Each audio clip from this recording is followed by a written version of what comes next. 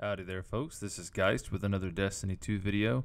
Today we're going to be discussing the new buff that happened with Lucky Pants, and more specifically pairing Malfeasance with it. Now the reason that I chose Malfeasance for this is after some testing, and this is my personal opinion, but after the testing I think that Malfeasance is the best to pair with these pants. There really are only a few hand cannons here that actually go well with them to begin with. I'm going to show you a few tests here. You'll see exactly how each one performs with them, as well as how they do in some endgame content, as I took this combo into the Prophecy Dungeon and also the Vaults of Glass.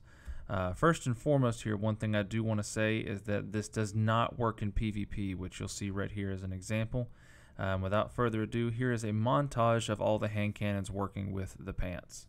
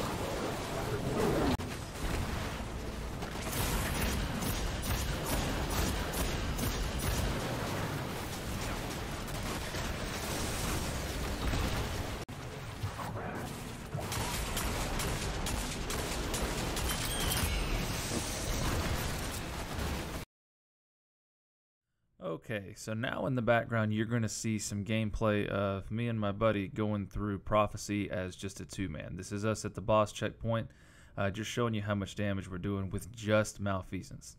Obviously we're using Tether to boost the damage a little bit more, but other than that we are only using Malfeasance, no heavy specials, nothing else.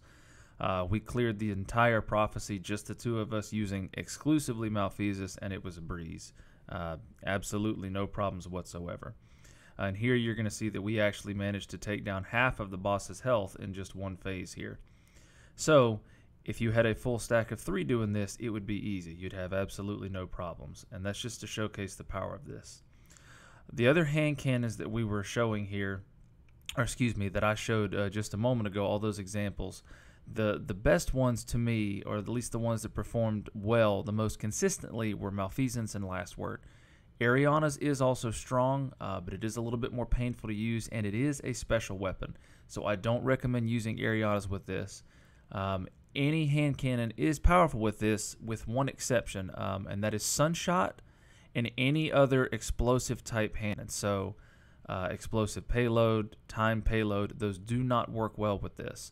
The reason for that is that explosive portion of the damage, your damage gets cut in half, and half of it's explosive. That explosive portion does not get the damage boost from Lucky Pants. You can use just about any hand cannon you want, but Malfeasance and Last Word were the 2 top tier picks. The only reason that I prefer Malfeasance is because it's a lot easier to consistently land headshots than it is with Last Word. Also, with Last Word, there's a much greater damage fall off. You gotta be pretty up close and personal to use Last Word. That is not the case with Malfeasance. You can keep your distance a little bit more when you're using this combination. Also, only the base damage of the bullet is what gets boosted from this. So the explosions from Malfeasance, Memento Mori on Ace, the poison on Thorn, any other sources of damage, they're just kind of a bonus because they don't actually get boosted by Lucky Pants. So in this instance, another reason that Malfeasance gets a leg up, since the other bonuses are just kind of getting added on, Thorn's poison, Malfeasance explosions, and Memento Mori on Ace, Malfeasance does the most damage out of all those extra little add-ons there. Here you're going to see me using this in the Vault of Glass. I did do the tether again for my group just so we could increase our damage on Atheon, but I pretty much only use Malfeasance here. And I was still managing to keep up with the rest of the group. I actually slowed this down. I did some damage calculations on this, and I was dealing somewhere about roughly 500,000 damage in emptying 2 mags into Atheon there. Now that's crazy. I mean, that's 500,000 damage just with a hand cannon. I think Atheon has somewhere about roughly, I think he's got about 8 million health, something like that. I think it's 8.4. So if you had a full team of 6 hunters all running this combination with Malfeasance and the Lucky Pants, you would easily be able to kill him in 3 phases. And this is excluding your supers. It really only takes 1 hunter to tether him, and then the other 5 can hit him with a Goldie, something quick, and then immediately launch into Malfeasance and start mowing him down. And you're going to easily 3-phase him. Right here, as you can see, we just took out a little more than a third of his health there, and 2 of us were using this Malfeasance combo here. So we weren't, typically you would think, oh, well, if you're running a hand cannon, then, you're going to do terrible. And you guys have got a third of it using a hand cannon. We shouldn't have been able to do that much damage, but we did just fine because this does keep up. The numbers do match that. This is a very powerful combination, and I'm hoping that Bungie doesn't nerf it. I personally have enjoyed this combination. It's really spiced things up for people who like to use hand cannons. And I'm hoping that some of our other exotics are going to get something to go with this, like really allow you to do a bit more damage with other exotic primaries. Bungie was talking about doing something like that, and this is definitely a step in that direction. So hopefully we do see a lot more of this coming. I had also heard a rumor that the Oathkeepers were going to be getting a buff. Maybe they'll do something similar to this. That would be pretty cool. I would love to see more buffs to our exotics so that you can actually build for certain things. If you're sacrificing your armor exotic slot and your weapon exotic slot for an exotic primary, you should be able to do something at least like this with the build. And now we can with hand cannons, which is really, really cool. So I hope to see more of this, and that'll be exciting to see. But back to Malfeasance. I can't stress enough how powerful it is with the Lucky Pants combo here. I was out DPSing Xenophage. I was out DPSing Anarchy. Now, granted, those have been nerfed. We don't really know what our most powerful combos are this season. Me, personally, I think it's probably going to be Particle Deconstruction with Sleeper, or if not that, then perhaps Anarchy and Null Composure, something like that. But either way, the Malfeasance thing definitely keeps up in the raid here. We easily 3-phased Atheon here. Well, we nearly 3-phased him, excuse me. He lived by just a sliver, so we had to do 1 extra phase. But the main reason that happened is, as you'll see here in the 3rd phase in just a bit, the other guy that was also using the Malfeasance combo got detained and he lost his damage buff. So that is one thing. It is a little bit frustrating to have to manage the buff, but the best thing to do is this, especially for something like boss DPS. You're going to use your super first. The way that this perk works is you get that damage bonus after pulling out a fully loaded kinetic hand cannon or a fully loaded hand cannon matching your energy subclass. This does also work with legendary hand cannons, but you're going to want to use a 180 hand cannon if you do go that route. 180s get the most benefit. That's why Malfeasance does so much damage, because it gets, and last word as well, because of that faster rate of fire, they can get more max damage bullets at the end of the damage there. But when you're using this, using your super, pulling out your Sparrow, pulling out your Ghost, all count as stowing the weapons.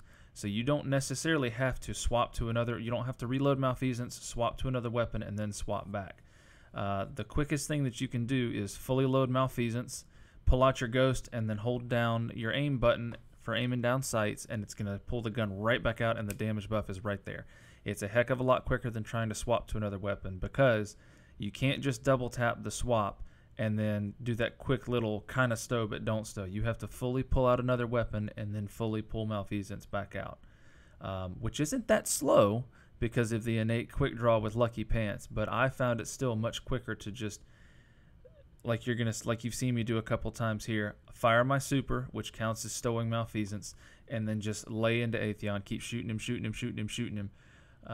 you'll reload and then just keep shooting. And right when the debuff, out of luck, gets to around 2 seconds, go ahead and reload Malfeasance. Quickly pull out your ghost right as it ends, and then aim and then shoot again, and the debuff is right there. That's the most fluid way you can do this. And as you can see here, it cranks out a lot of DPS. The only reason, as you'll see again, like I mentioned, there goes the other guy right over there getting detained. He was the other Malfeasance guy. So we lost a good chunk of damage by him not being there for that little bit, because he lost his debuff, or his buff, not his debuff.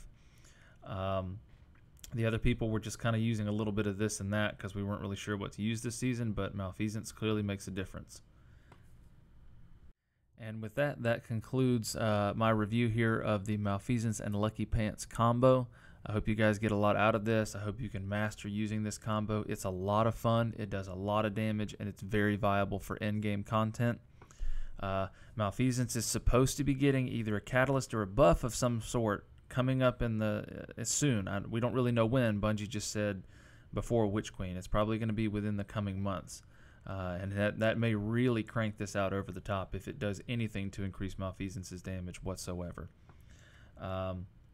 But anyways, guys, thanks for watching. Enjoy the rest of this Atheon kill, and I hope you have a wonderful evening.